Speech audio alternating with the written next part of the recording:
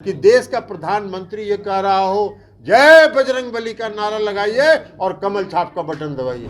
बिहार सरकार के प्रतिनिधि हैं, अरे बिहार सरकार से न जाके पूछिएगा। बीजेपी को छोड़िए ना, बीजेपी अपना जाके देखे कि क्या हो रहा है। अभी कर्नाटक में 13 तारीख को क्या होगा, औंधे मुंह बीजेपी गिरेगी। भारतीय जनता पार्टी की सरकार के भ्रष्टाचार की चर्चा हर घर में है। केंद्र की सरकार जो दावा करती रही इतने दिनों तक कि हम भ्रष्टाचारियों के खिलाफ कार्रवाई कर रहे हैं, इसलिए सभी विपक्षी दल एक हो रहे हैं। और अपना जाके कर्नाटक में न देखें, भाजपा के भ्रष्टाचार की चर्चा जो वहाँ गली गली में है, उसको दबाने के लिए पूरा धार्मिक उन्माद फैला रहे हैं।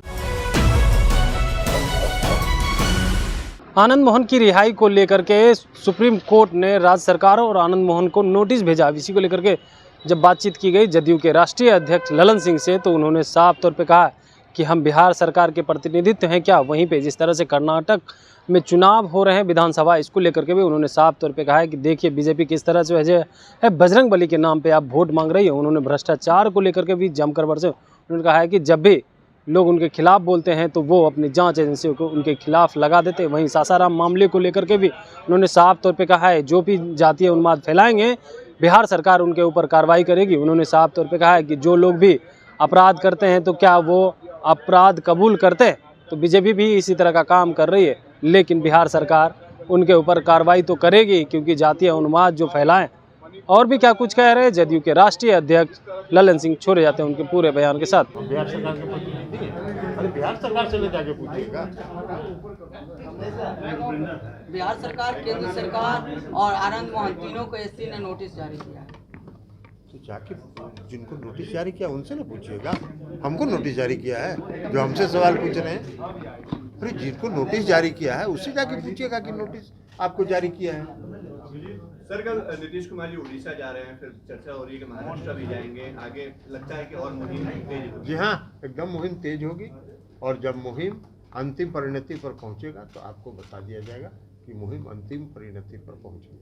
सर, क्या कोई रैली वाली तैयारी है विपक्षी नेताओं को यहाँ? ये तो हम बता दिए कि परिणति जब होगा, अंतिम परिणति, तो आपको बता दिया जाएगा। और उस समय अगर कोई ऐसी बात होगी तो आपसे सलाह ले लेंगे कि क्या करना चाहिए। महाराष्ट्र भी जा रहे हैं, महाराष्ट्र भी जा रहे हैं, जाएंगे ही, हर जगह जा रहे हैं। महाराष्ट्र में किन से मुलाकात? सब जगह जा रहे हैं। महाराष्ट्र में 2 ही व्यक्ति न हैं जिनसे मुलाकात होनी चाहिए, श्री उद्धव ठाकरे जी हैं और श्री शरद पवार जी हैं। बीजेपी कर रही है चाय नाश्ता के लिए मुख्यमंत्री। अरे बीजेपी को छोड़िए ना, बीजेपी अपना जाके देखे कि क्या हो रहा है। अभी कर्नाटक में 13 तारीख को क्या होगा, औंधे मुंह बीजेपी गिरेगी। आज कर्नाटक में क्या हो रहा है, कर्नाटक में भारतीय जनता पार्टी की सरकार के भ्रष्टाचार की चर्चा हर घर में है, हर गली में है, हर जुबान पर है। और केंद्र की सरकार जो दावा करती रही इतने दिनों तक कि हम भ्रष्टाचारियों के खिलाफ कार्रवाई कर रहे हैं, इसलिए सभी विपक्षी दल एक हो रहे हैं। और अपना जाके कर्नाटक में न देखें, इस देश की भ्रष्टतम सरकार है कर्नाटक की, तो वो उनके पालतू तोते हैं। ये हम लोग पहले से कहते रहे, जो उनके खिलाफ जाएगा उसके खिलाफ वो इस्तेमाल करते हैं, तो वो इस्तेमाल करते रहें, उसका कोई फर्क नहीं पड़ेगा। लेकिन जनता समय पर जवाब दे देगी। कर्नाटक में भी जनता जवाब देने के लिए तैयार मन बना के बैठी हुई है। 10 तारीख के चुनाव में उनको पता चल जाएगा कि जनता ने कहाँ वोट दिया, और 13 तारीख को परिणाम में उनको पता चल जाएगा। सर, अब मणिपुर लगा एक संकट की स्थिति है, कैसे? मणिपुर के ही तो हमने कहा कि मणिपुर जल रहा है, पूर्वोत्तर राज्य है और मणिपुर जल रहा है। और देश के प्रधानमंत्री कर्नाटक में धार्मिक उन्माद फैलाने में लगे हुए हैं। कहीं आज तक आप में से किसी ने सुना है? हम लोग का भी बहुत लंबा जीवन हो गया कि देश का प्रधानमंत्री ये कह रहा हो जय बजरंग बली का नारा लगाइए और कमल छाप का बटन दबाइए। कहीं आज तक कहा है, देखा है आप लोगों ने?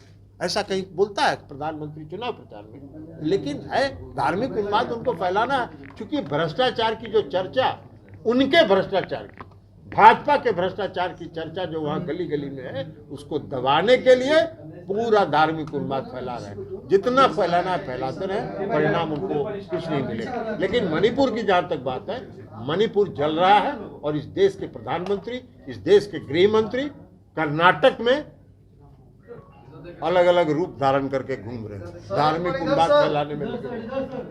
तो इसलिए आरोप आप पे लग रहा है कि आप PFI का गढ़ बना रहे हैं बिहार में।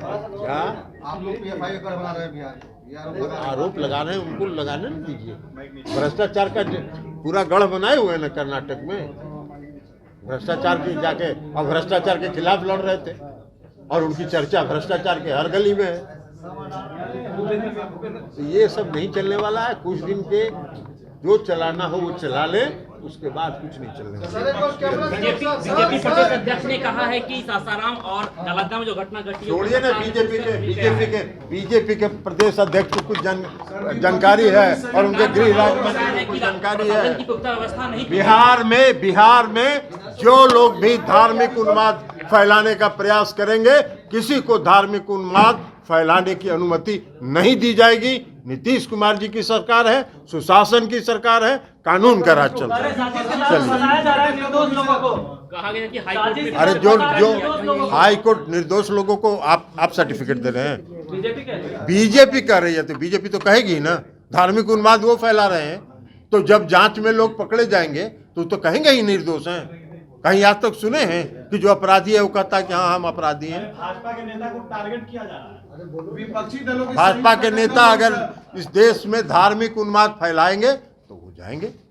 सिर्फ खबर दिखाना देशवा न्यूज का मकसद नहीं। देशवा न्यूज की कोशिश है कि समाज की सूरत बदलनी चाहिए। देशवा न्यूज पर वीडियो देखने के लिए लाइक करें, सब्सक्राइब करें, साथ ही बेल आइकन दबाना न भूलें।